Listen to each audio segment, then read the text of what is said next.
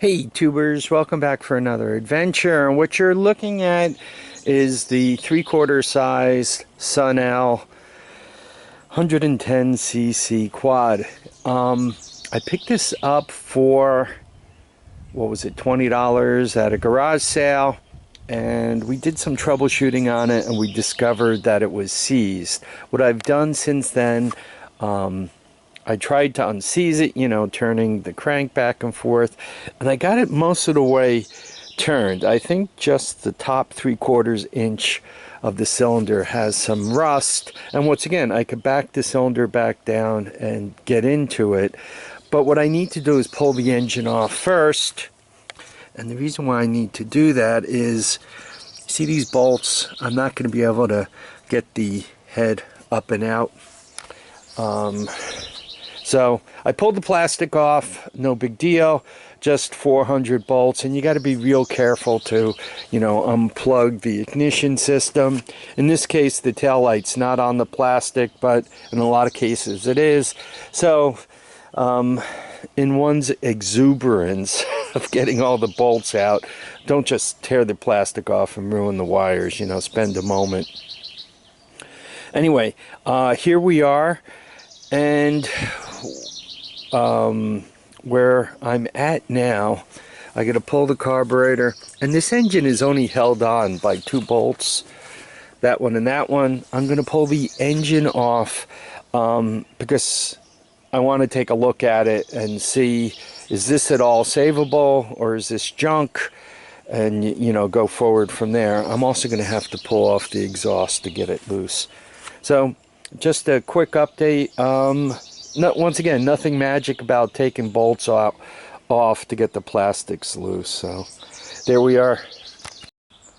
So here's a close-up of that Sunl engine. Quite honestly, it looks like mud. Small animal took a dookie there, whatever you want to call it. And what I'm going to do is, I took the cap off the side here. You got the flywheel, you got the crank bolt, 14mm. I'm just going to slowly turn this up so that I can push this material out. I'm going to clean it up, and then I'll put it back in and we'll take a look at what the cylinder bore looks like. I took the stator cover off the Sunl engine so you guys could see the flywheel. This is the chain for the starter. This is the valve, the chain that runs the valves, and you could also see in here that it's kind of trash. So I'm going to finish taking this engine apart, and we're going to clean it up a little bit just to show you how everything goes. See the pulse generator there, right? This is your ignition coil. You can see the black and red wire to it. Ground obviously does what ground does. And if you were to look further, the blue and white goes to this. Frequently ground goes to that. You see the white wire there and the yellow wire, they go to this guy, and they're used to charge the battery. So we tapped the bore loose from the engine, and a few things. First of all, do not lose this, or that. They're kind of the spacers that keep everything into place, and oil passages and so forth. I'm going to try to get these, use these same gaskets again, so in my case I'm going to try not to ruin those, but you can see there's one right here that I don't want to lose, and I don't want to lose that pin right there, or this pin here, right? So there's a bunch of things to kind of pay attention to. Now as you look at the piston, the oil ring is still kind of loose, but you see how the compression ring and the wiper ring, or the 2 compression rings, however you want to call them, they're kind of seized. So I was going to get even if I got this thing freed up without taking it apart, I wasn't going to get any compression out of it. It was going to be an oil burner, and it was going to be kind of an ugly situation. The other thing is, you guys can see the bore. It's kind of a wreck. So what I'm going to do is I'm going to polish that up a bit. before I put it all back together again. Working as I am outside with all this ground and dirt, that's really not the best way of doing this. Really, the best way of working on an engine like this is to clear a large spot in the garage, sweep the floor nice and clean, even put a drop cloth down, set up your table, work on only the engine on your drop cloth, not a bunch of other stuff, all at the same time. Put a cloth down so that nothing rolls off easily, and make it so that you can see absolutely everything you're doing. This really, working like this is really a way of inviting trouble. Let's hope I escape that today, but right now I'm just going to start cleaning things up and freeing up these rings. To free up the rings, I've seen people use different techniques. I've seen people heat them up and kind of burn them clean. I'm gradually going to see if I can't work an X-Acto knife in there and work them free. And before I even start, I'm going to spray them with something. Who, if they want to be mentioned, they got to start sponsoring me, or at least sending me a free can of stuff. So I'm going to spray them a little bit, see if I can't free them up and get them loosened up. So I'll do a little work and get back to you when I'm done. Hey tubers, so we got the piston cleaned up, the rings all freed up, right? I placed the gaps on the rings so they're nowhere near each other, and you're not supposed to place the gaps too close to the end caps either.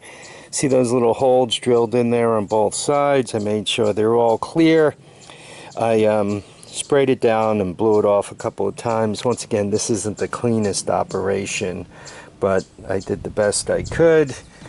Then what I did is I honed this out, and you guys could see it's far from perfect, but you know, I gave it a little honing.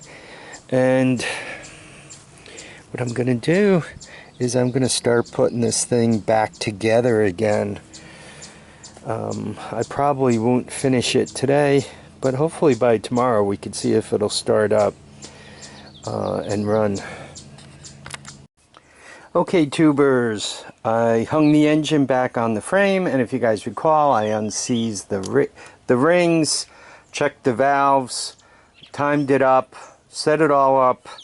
I put a carburetor on it, my remote spark box, and I got nothing. I hit it with starting fluid and I got nothing. Now what do you do? Well, you could go crazy with a hammer, but that doesn't fix anything. If anything, it breaks a few things. The other thing you could do is you could go back to basics. And by that, I mean you loosen up the carburetor so that it's breathing properly. You put a compression gauge on it and you check the compression. I did that, and the dry compression came in at about 30, which I'm like, what are you kidding me? That's crazy. So I put some oil in there, and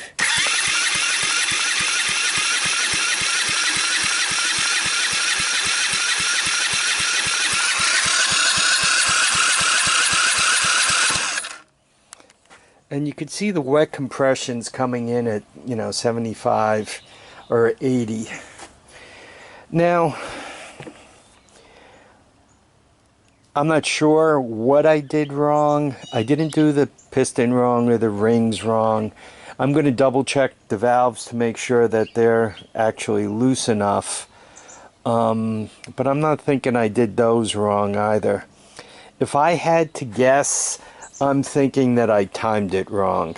I must have, I was timing it on a bench and not on the bike, so to speak. So I kind of had that cover off and on and off and on, and I thought I timed it up, and I double checked it, and I said, nope, I'm one notch off, and I retimed it. I have the feeling I was on the money, and when I retimed it, I messed things up.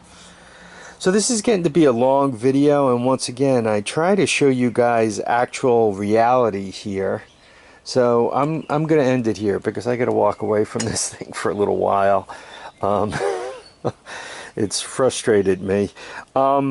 So I'll come back to it tomorrow and I'll fix it, and hopefully it'll be running by the end of the day tomorrow. And once again, my guess is I timed it wrong. I guess we'll find out together. What else do I need to tell you? If you guys would like, I could go through the wiring on this thing. This has both kinds of wiring, and by that I mean it's got the, you know, wiring for the ignition system, then it's also got the wiring to run this digital display here, and I could go through the difference with you guys if you're interested in that. Basically, about the digital display, I normally ignore those. So I'm more or less going to show you which wires to ignore. So I could do that with you guys if you wish.